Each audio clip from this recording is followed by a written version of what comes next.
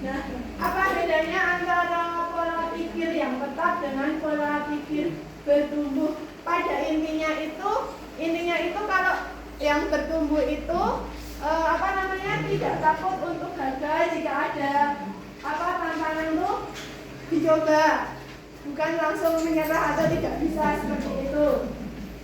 Kalau ada orang yang sukses itu bukan sebagai ancaman tetapi sebagai inspirasi kita untuk bisa meniru, kurang lebih seperti itu ya. Jadi saya yakin Bapak Ibu pasti bisa menghadapi itu. Jadi kalau diberikan tantangan, insya Allah siap ya. Ini dari pembelajaran mendalam.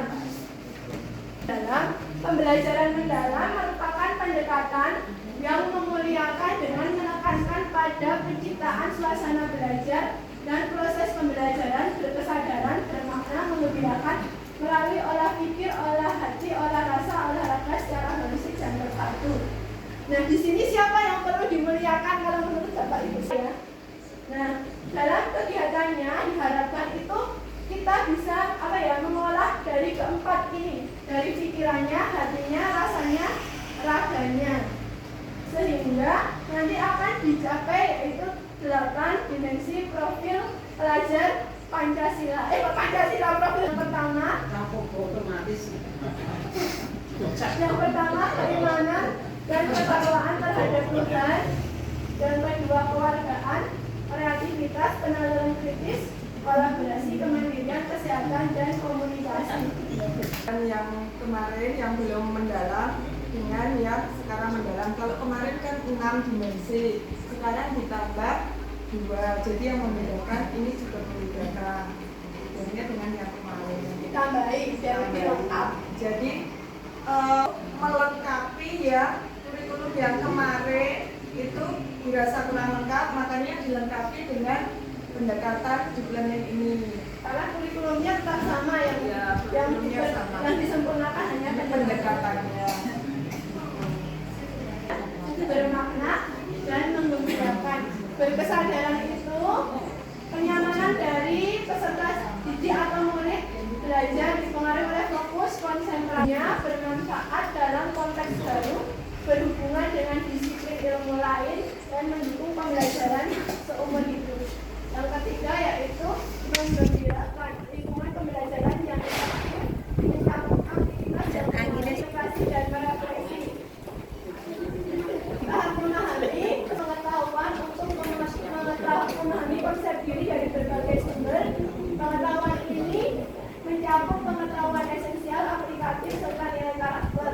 Mengaplikasi pengalamannya menunjukkan bagaimana peserta didik mengaplikasikan pengetahuan ke rangka pembelajaran. Ada 4. Yang pertama praktek pedagogis. Praktek pedagogis itu intinya pada strategi kita menggunakan pendekatan apa, modelnya apa, seperti itu kurang lebih. Kemudian kemitraan belajar, berarti kita menjalin kerjasama, misalnya tidak hanya sekedar lingkungan fisik, kalau kelas itu mungkin lingkungan fisik ya, tapi juga lingkungan virtual dan juga budaya belajar. Pemanfaatan digital yang misalnya menggunakan IT seperti itu. Kita selama ini sudah melakukan, terutama ketika ini serta ada aplikasinya. Kurang lebih sebenarnya kalau menurut saya seperti itu sih yang pembelajaran mendalam itu.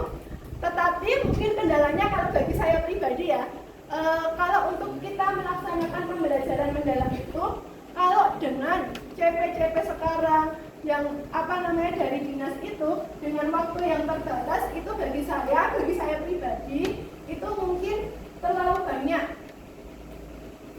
Karena kolaborasi itu apa? Pendekatan berbasis tim yang memungkinkan guru untuk bekerja tantangan keras, merancang strategi pembelajaran dan secara berkelanjutan merefleksikan serta menyempurnakan praktek pengajaran. Jadi misalkan di kelas itu ada suatu masalah dengan merancang strategi pembelajaran. Jadi dari masalah itu nanti dirancang, berarti menggunakan strategi yang lain, yang misalkan anak itu nanti bisa bekerja sama di sekolah. Setelah itu nanti merefleksikan, jadi dari kerjasama identifikasi masalah apa yang ada di lingkungan sekolah kita, kemudian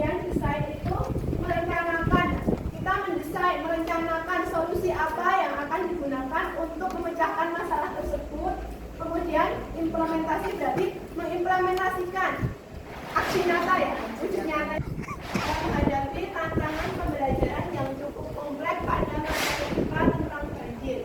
Sekolah ini memiliki murid yang berasal dari lingkungan yang sering terdampak banjir, sehingga materi tersebut sangat relevan dengan kehidupan sehari-hari mereka. Disebutkan, kemudian menyiapkan instrumen observasi lembar kerja dan jelek itu kan ada ya, itu kan juga tidak, rasanya tidak adil. Ada juga yang di kelas tuh pasif, tapi kok kebetulan pas ujian itu bagus itu.